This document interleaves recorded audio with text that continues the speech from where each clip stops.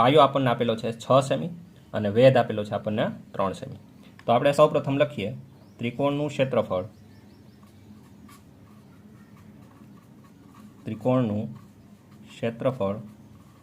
બરાબર શું છે તો કે 1/2 પાયો ગુણ્યા વેધ.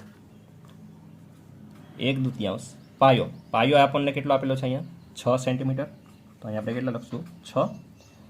વેધ એટલે કે પાયા ઉપર દોરેલો લંબ. તો એ આપણને કેટલો આપેલો છે 3. બરાબર. તો અહીંયા 1/2 6 તેરી 18. 6 તેરી 18. દરેક વખતે આપણે શું કરશું આનો ગુણાકાર અને પછી એના હાફ કરી નાખશું, અડધા કરી નાખશું. બરાબર છે. તો 6 તેરી 18. 18 હાફ.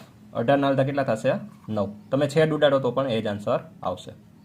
ઓકે.